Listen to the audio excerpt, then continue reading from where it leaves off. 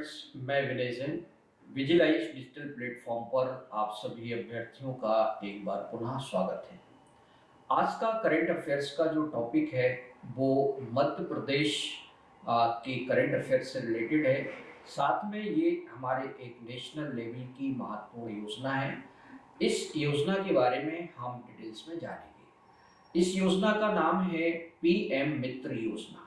तो पीएम मित्र योजना जो है वो क्या है, इसके बारे में कौन से फैक्ट्स हमको याद करना है और उन फैक्ट्स से किस प्रकार से क्वेश्चंस बन सकते हैं, इन सभी पहलुओं को हम इस वीडियो के माध्यम से जानेंगे।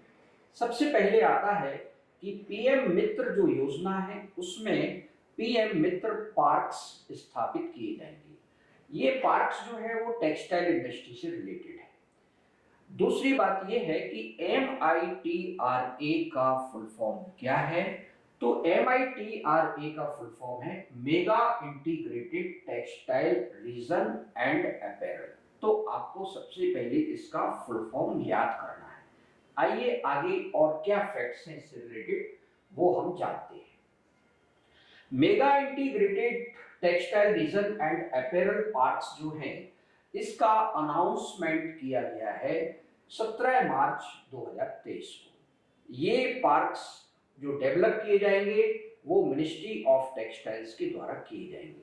मिनिस्ट्री ऑफ टेक्सटाइल्स ने इसके लिए एक नोटिफिकेशन अधिसूचना जारी भी कर दी है। अभी प्रारंभ में इस प्रकार के जो पार्क्स हैं उनकी संख्या कितनी होगी? 7 होगी, यानी 7 जो मित्र पीएम मित्र पार्क्स हैं वो स्थापित किए जाएंगे। और इसमें जो खर्च किया जाएगा सरकार के द्वारा, जो एक्सपेंडिचर है वो एक्सपेंडिचर है 4,445 करोड़ रुपीस, यानी 4,445 करोड़ रुपए जो है वो सरकार इन पार्क्स में खर्च करेगी। ये पार्क्स जो हैं वो कहां कहां स्थापित किए जाएंगे? तो ये parks all over the India में 7 स्थानों पर स्थापित किए जाएंगे। पहला पार्क जो है वो दिख रहा होगा आपको उत्तर प्रदेश में, यानी लखनऊ में। दूसरा पार्क हमारे मध्य प्रदेश में जो धार डिस्ट्रिक्ट है वहां पर स्थापित किया जाएगा। तीसरा पार्क गुजरात में नवसारी में स्थापित किया जाएगा। चौथा पार्क कर्नाटक में कलबुर्गी जो स्थान है वहां पर स्थापित किया जाएगा। तमिलनाडु में 5वां पार्क स्थापित किया जाएगा, उसका नाम है विरुधनगर। छठा जो पार्क है वो तेलंगाना में स्थापित किया जाएगा, वारंगल। और 7वां पार्क जो स्थापित किया जाएगा वो महाराष्ट्र में अमरावती जिले में स्थापित किया जाएगा। तो मध्य प्रदेश के धार जिले में ये जो पीएम मित्र पार्क्स डेवलप किया जाएगा, इसको याद रखना है। धार में जो धार हमारा रीजन है वो एक ट्राइबल रीजन के अंतर्गत आता है, जबकि हमारी टेक्सटाइल जो इंडस्ट्री है वो कंसंट्रेट करता है इंदौर में, ग्वालियर में, देवास में, उज्जैन में। तो यहाँ पर स्थापित ना करके ये पार्क धार जिले में स्थापित किया गया है। इसके पीछे कारण ये है कि जो धार है वो एक तो कपास या कॉटन बेल्ट में आता है, और दूसरा कारण है कि ये जो ट्राइबल रीजन है, यहाँ का जो बैकवर्डनेस है, पिछड़ापन है, उसको दूर करना। ये 2 महत्वपूर्ण उद्देश्य हैं। अब नेक्स्ट स्लाइड में हम देखते हैं कि पीएम मित्र पार्क जो योजना है उसका मुख्य उद्देश्य क्या है। तो इस योजना का जो मुख्य उद्देश्य है क्या है, वो helping India to achieve the United Nations sustainable goal 9 build resilient infrastructure, promote sustainable industrialization and foster innovation। यानी जो सतत विकास लक्ष्य है उसमें जो 9वां लक्ष्य है, उस 9वें लक्ष्य में ये कहा गया है कि हमारा जो आधारभूत ढांचा हो वो लचीला हो, नवाचारी हो, और उसकी क्या विशेषता हो कि वो सस्टेनेबल यानी सतत औद्योगिकरण को बढ़ावा देने वाला हो। तो इस विजन के तहत ये पार्क्स स्थापित किए गए। और क्या खास बात है इसमें एक खास बात ये है कि ये जो आपके पीएम मित्र पार्क स्थापित किए जाएंगे वो वर्ल्ड क्लास इंडस्ट्रियल इंफ्रास्ट्रक्चर होगा वहां पर। इससे फायदा क्या होगा? इससे फायदा होगा कि जो टेक्नोलॉजी है वो हमारी कॉस्ट को कम करेगी, और जब कॉस्ट कम होगी तो उससे हमारे यहाँ फॉरेन डायरेक्ट इन्वेस्टमेंट है वो, उसका जो फ्लो है वो बढ़ेगा, और साथ में जो लोकल इन्वेस्टमेंट है टेक्सटाइल सेक्टर में, यानी जो वहाँ के स्थानीय लोग हैं वो जो है इसमें इन्वेस्ट कर सकते हैं। और जब लोकल इन्वेस्टमेंट होगा तो आप जानते हैं कि वहाँ पर कैपिटल फॉर्मेशन होगा, और कैपिटल फॉर्मेशन से वहाँ पर तमाम सारे जो डेवलपमेंट है वो होंगे। तो ये बात हुई यहाँ पर पीएम मित्र योजना से जुड़े हुए उद्देश्य की, और उसके पीछे क्या विजन है इस बात का। अब आते हैं कि ये जो पीएम मित्र योजना है ये किस चीज से इंस्पायर्ड है।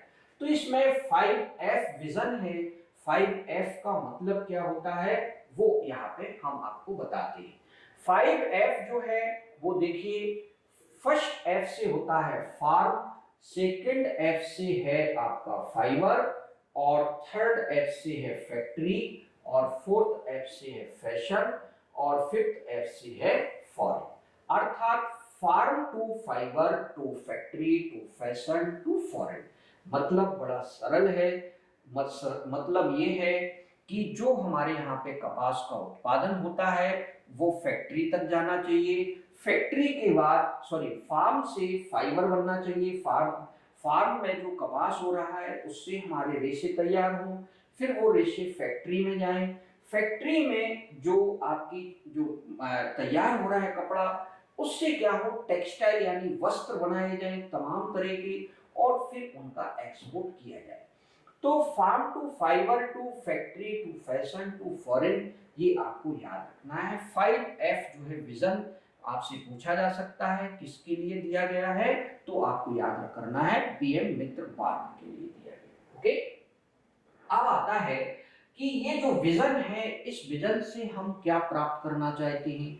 तो इस विजन से हम प्राप्त करना चाहते हैं आत्मनिर्भर भारत, यानी जो हमारा आत्मनिर्भर भारत का ऑब्जेक्टिव है वो इससे फुलफिल होगा। और साथ में हम जो हमारा जो टेक्सटाइल इंडस्ट्री है वो ग्लोबली क्या होगा, ग्लोबली टेक्सटाइल मैप्स पर हमारा देश जो है वो एक प्रकार से अपनी उपस्थिति दर्ज करा सकेगा। जैसा कि आप मैप में देख रहे हैं कि ग्लोबली जो टेक्सटाइल इंडस्ट्री में डेवलप्ड कंट्रीज हैं उसमें यूएसए है, ब्राजील है, पेरू है, सेनेगल है, माली है, चाइना है, इंडिया है, किर्गिजिस्तान है, ताजिकिस्तान, टर्की, इजराइल आदि बहुत सारे कंट्री हैं। तो हमारा जो ग्लोबल इंडस्ट्री है वो एक प्रकार से जो हमारा टेक्सटाइल इंडस्ट्री है वो ग्लोबली अच्छा परफॉर्म कर पाएगा। राइट, ये हुई अगली बात। नेक्स्ट चीज देखिएगा, नेक्स्ट स्लाइड जो है हमारा वो है इसके जो की फीचर्स हैं, उन की फीचर्स में और क्या खास बात है।